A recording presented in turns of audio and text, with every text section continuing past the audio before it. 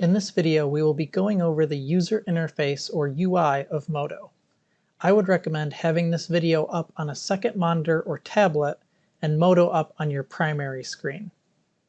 If you don't have two screens, you can simply switch between watching the video and working in Modo. Feel free to pause the video at any time so you can compare what's happening on my screen with what's happening on your screen. Depending on the resolution or the scaling of your screen, you may be seeing more or less of the interface than I do. If I go ahead and scale the program down, you can see how the menus are kind of collapsing on themselves and kind of crowding a little bit. Keep going in. So again, we don't have as much vertical space here. Everything's crowding on this menu. We're kind of losing screen over here.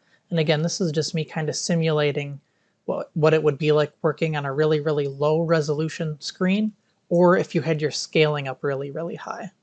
I would recommend having your resolution as high as possible or your scaling kind of set to a lower value, but just make sure that you can see everything on screen and you can read everything. Ideally, just having more screen real estate so you can see more of the menus is just going to make working in Modo easier. The first element of the UI I want to go over is the application menu bar. And that's going to be this little menu up top that you've probably seen in most programs you've used before. So it's going to have things like File, New, Close, Save, Save As. You can quit the program. Under Edit, there's Cut, Copy, Paste, Redo, and Undo. But then there's going to be some new menus like Geometry, Texture, Vertex Map that you've probably never seen before. So we'll go over these in more detail later. The next part of the UI we're going to cover is called the switch bar, and that's going to be right under the normal menu. And that's going to be this guy right here. So you can think of these as different tabs that will effectively completely change your UI depending on what task you want to do. So if we wanted to do some painting or sculpting, for example, we would go to this tab. If we wanted to do some animation, we would go to this tab right here. And you can see a lot of UI elements are just completely changing from tab to tab. So by default, you're probably going to start on the Modo tab, but what I want you guys to do is switch to this Model tab right here. There's going to be a few less buttons on this one, and it'll just be easier to get started with. Also, if you left-click this little dark area here, what's going to happen is your switch bar is going to collapse. So if I want to bring that back, I can just kind of hover in between these two menus. You can see that it turns to a light gray. There's also a little down arrow right here. So again, if I click this while it's light gray, it's just going to bring that menu back. An alternative way to get it back is just to go to Layouts, Switch Bar, and do Show Switch Bar, and that will toggle it to where it's visible or hidden. You may also notice that there's these little stars next to each name of each tab. And what these are, you can just think of these as favorites. So right here, you can see I have some of these favorited. And then if I go all the way over here to the right, there's this thing that says Star Only. So I click on that. And you'll notice all the ones that aren't starred will disappear. So this kind of gives you a cleaner look, and it gets rid of some of the menus you may not use. And another way to switch between those is to go to Layout, and then go to Layouts right here. All of them will be available to choose between. So making sure that we're on the Model tab, the next thing that we're going to be taking a look at is going to be the Toolbars and Palette section. So that's going to be these little set of buttons just right here. And each one of these is going to give you a different set of tools. So again, our toolbox or tools are right here. So as soon as I change to a different one of these, the tools below it completely change. So here we have this first one. If I just hover over it, it's going to say that those are the model tools. And then right here, if I hover over this one's going to say it's the UV tools. So right now I'm on the Model tab, and I have the Model tools open, but as soon as I switch to the UV tab, over here it switches. You see that it switched to the UV tools. So it doesn't matter what tab I'm on over here. Let's go to the Games tab, for example. If I go back to the Model tab, just switching tabs will reactivate what toolbars or palettes should be selected over here, but you do have access to these at any time. So all these menus within menus may seem a little bit daunting at first, but Modo can do a ton of things. It can model, unwrap, texture, it can do painting, it can sculpt, you can do rigging, so putting bones inside of characters. You can then animate those characters or really anything. And then you can do rendering, it has physics and simulations, and many, many more things. And we won't be covering all these things at once. We're going to kind of go through them one at a time at a reasonable pace. So once a toolbar up here is selected, underneath you're going to get a whole section of tools that you can use. And these tools are going to be divided into categories. So this category here would be primitives, and it has a bunch of primitive shapes in it. I can click on this, and you can see that that category of tools collapses. Same thing with this draw. I can kind of collapse all of these if I want, or expand all of them. You can collapse and expand these menus to make room for more tool properties or menus later on. So let's go ahead and select a tool. We're going to select this cube primitive. So when I left click, two things are going to happen. One, the button itself is going to turn yellow, letting you know that it's selected. And two, this little tool properties menu is going to come out. So let's click on the tool properties. So this is going to be all of the properties associated with the cube tool. We're going to be using these tool properties quite a bit, so I'm going to show you a way to dock the tool properties over here so you don't have to always click on this tool properties menu. So let's go ahead and hit the escape key twice to close out those tool properties, and let's hit the escape key one more time, and you'll notice that the cube primitive tool isn't selected anymore. So we've went ahead and dropped that tool, or made it to where the cube tool is no longer active, so we won't accidentally make a cube. So to dock those tool properties, what we're going to do is go up to System, Preferences, and if you're on a Mac, you'd go over here to the left and there'd be a menu called Modo, and you'd go to Preferences.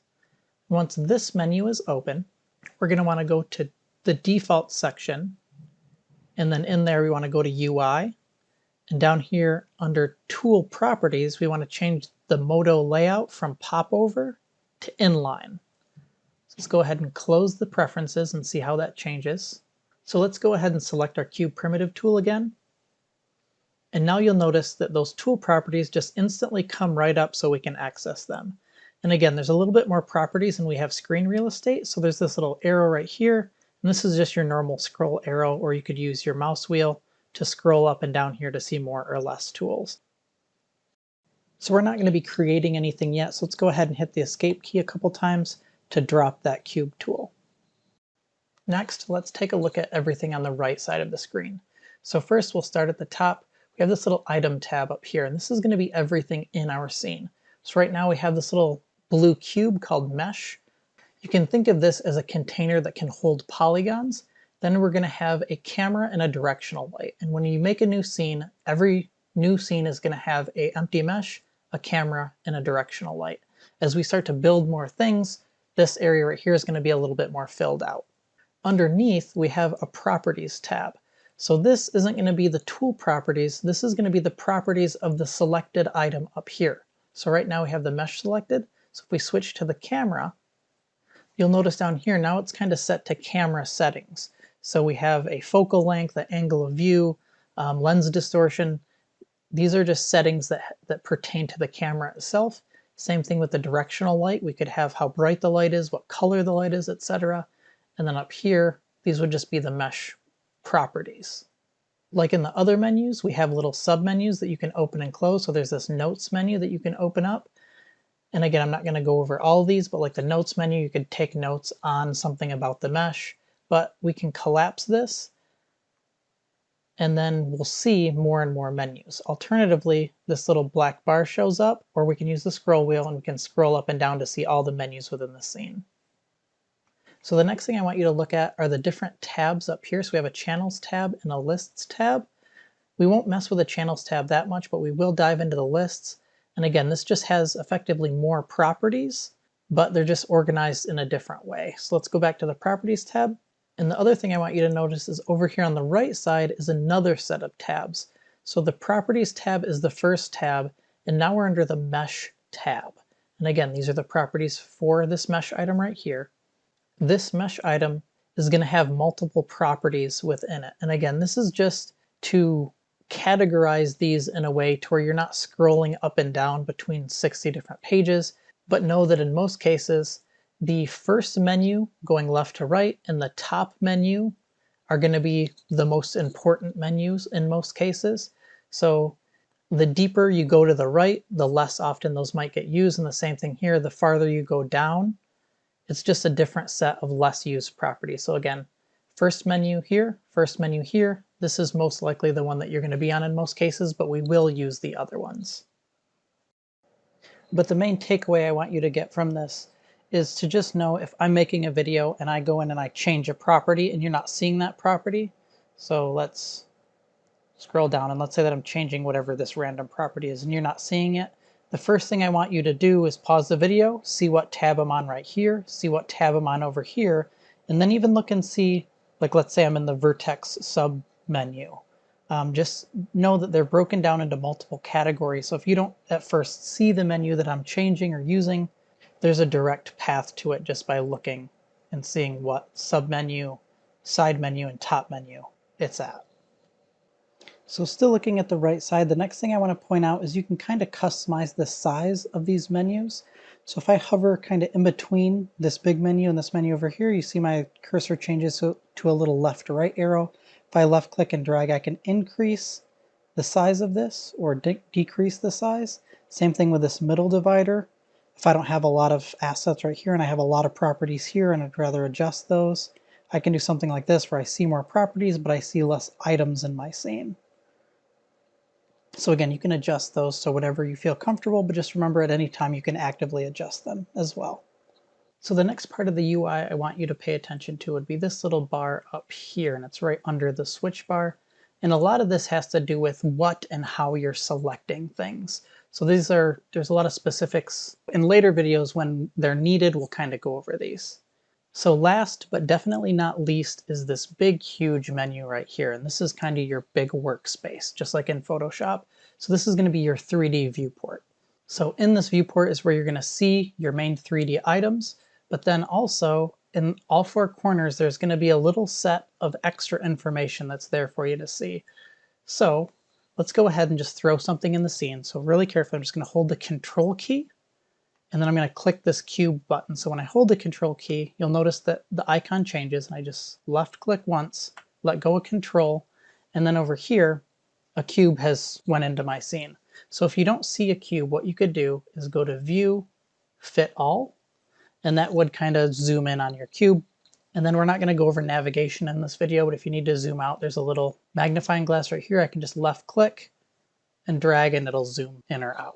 And the reason I mention that is because if you're zoomed in too far, you might not see your cube, or if you're zoomed out really, really far, you might not see your cube as well. So again, just making sure that you're kind of oriented in 3D space can definitely help out. So let's quickly go over all the UI elements in your 3D viewport. So let's start at the upper left.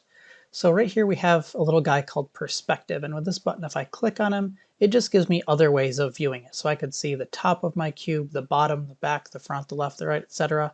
And I could also look through my active existing camera, or I could kind of look through my existing light. We'll just go back to perspective. We'll use those more in later videos. So the next one's going to be the shading style right here. So it should be set to default by default. But if we click on this, we're going to get a bunch of other options. So wireframe, we're not going to be able to see the faces. Solid, we're not going to really be able to see the edges that well or tell the difference between the side or the top. It's going to feel almost like a silhouette. And again, you can kind of go through these and see what the different versions look like. There's some kind of weird ones in here, but usually you'll want to just go back to that default. This next set of buttons right here can be really useful. We're not going to go over any of them right now, but if you hover over any one, it can tell you what it does, but a lot of this stuff has some lingo that you might not understand yet. So moving over to the right side, there's a couple buttons over here, and these three right here are your navigation buttons. We're going to go over that in a different video. Then there's this little kind of double arrow button right here. If we click this, what's going to happen is it's going to switch to a quad view. So our big 3D viewport just turned into 4 smaller 3D viewports that are all separate from each other. So if I look at this one by itself, it has kind of the same elements that the other full one did, but if I look over here, this is the top view, this is the perspective view, the front view, and the right view. So I could look at multiple different views of my asset at one time, and then when I'm happy with that, I can just go back in and click on this little double arrow, and it'll expand to that perspective view for me again. The next one's going to be this little gear right here, and this is just the 3D viewport properties. There's a bunch of settings in here. At this point, we're not going to worry about them, but it changes a whole slew of things involving what you're seeing in this 3D viewport. So let's move down to the bottom right, and this is just going to give you some statistics of what is actively in your scene. Again, we'll cover this in more detail in another video. And then this little guy right here is pretty self-explanatory.